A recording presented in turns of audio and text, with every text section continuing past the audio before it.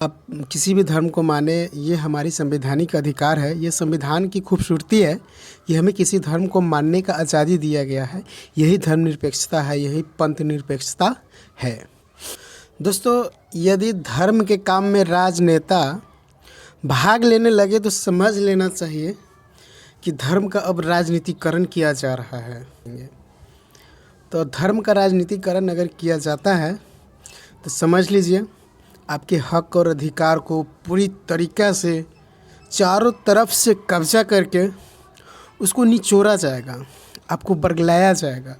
आपको संवैधानिक अधिकार से, संवैधानिक जो आपका मूल अधिकार है, उस अधिकार से आपको दूर किया जाएगा, दरकिनार किया जाएगा, यदि राजनेता धर्म में इन्वॉल्व होता है तो मैं आप लोगों से यही कहना चाहूँगा कि आप किसी भी धर्म को माने, ये हमारी संवैधानिक अधिकार है। ये संविधान की खूबसूरती है कि हमें किसी धर्म को मानने का आज़ादी दिया गया है। यही धर्मनिरपेक्षता है, यही पंथ निरपेक्षता है। डॉक्टर बाबा साहब अम्बेडकर ने इतनी खूबसूरती से इस संविधान को परोसा, इस संविधान को इस देश को दिया कि किसी को किसी से टकराव करने की कोई ज़रूरत नहीं पड़ेगी। किसी प्रकार की कोई अनबन नहीं हो सकता है धर्म को लेकर।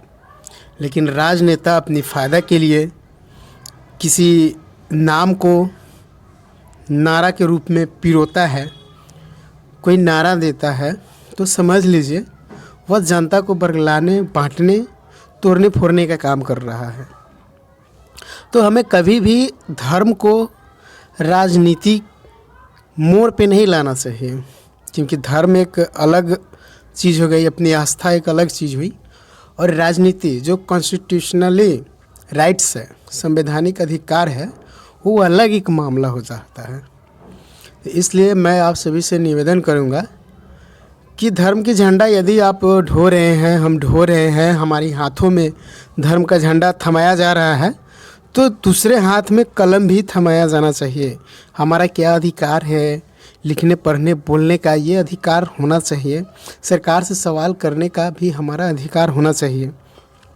जिस तरह से राम नाम का ढिंढोरा पीटा जा रहा है, मंदिर का आज जीर्णोद्धार किया जाएगा, आज उनका उद्घाटन किया जाएगा, उसी प्रकार से हम सभी के हाथों में कलम भी होना चाहिए, संविधान भी होना चाहिए। संविधान का मेरा क्या राइट्स है, हमारा क्या अधिकार है, इस बात की भी चर्चा होनी चाहिए।